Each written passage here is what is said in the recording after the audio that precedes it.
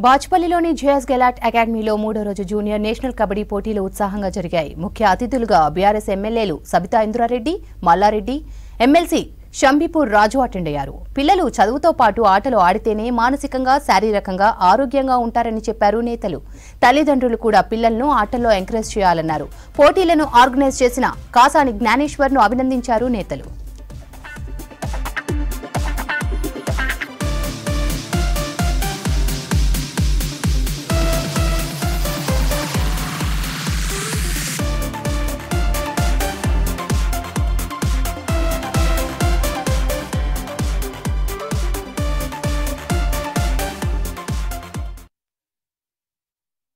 ఇలా మన జ్ఞానేశ్వరన్ ఒక్కడుండే పట్టుకనే మన బాచ్పల్లి గ్రామంలో ఒక అందం తీసుకొచ్చిండు వాళ్ళ అమ్మ పేరు మీద.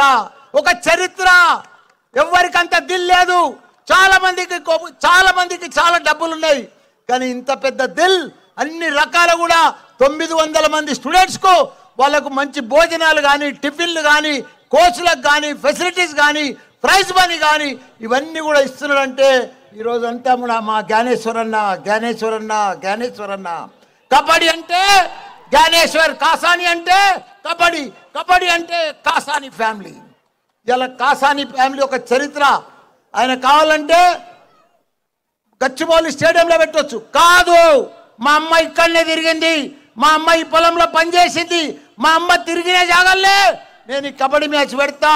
భారతదేశం అంతా కిలాడీలంతా కూడా కబడ్డీ ప్లేయర్లను తెచ్చి ఇక్కడ నేను ఆడిపిస్తా అని చెప్పి వాళ్ళ అమ్మ చనిపోయినాక పెద్ద ఎత్తున ఆమె జ్ఞాపకార్థం కోసం ఇలా ఇంత పెద్ద మ్యాచ్ పెట్టిండంటే నేను కూడా అనుకున్నా మా జ్ఞానేశ్వరన్న ఇంత పెద్ద దిల్లా ఇంత కోట్ల రూపాయలు ఖర్చు పెట్టి మనం భారతదేశంలో 28 రాష్ట్రాలకి వెళ్ళి మంచి కబడ్డీ ప్లేయర్లను తెచ్చి, అది కూడా జూనియర్ పిల్లలను 20 ఏళ్ళ లోపల పిల్లలను కూడా ఇంత గొప్పగా ఆడిపిస్తుందంటే నేను కూడా చాలా హ్యాపీగా ఫీల్ అయినా.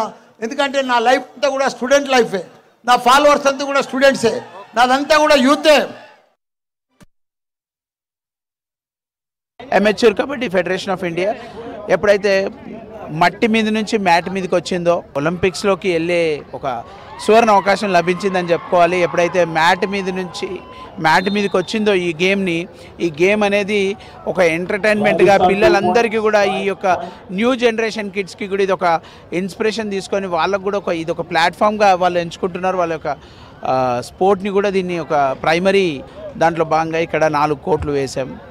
29 రాష్ట్రాల నుంచి సాయి అంటే స్పోర్ట్స్ అథారిటీ ఆఫ్ ఇండియా మొత్తం 30 టీంలు మెన్ ఆర్ బాయ్స్, అలాగే 28 గర్ల్స్ టీమ్స్ వచ్చినాయి. మొత్తం టోటల్గా 96 మ్యాచెస్ ఆడారు. ఈరోజు ఫైనల్ మ్యాచ్ చూస్తున్నాం. ఇప్పటివరకే మనకి ఇక్కడ సాయి టీం గెలిచింది మహిళల్లో.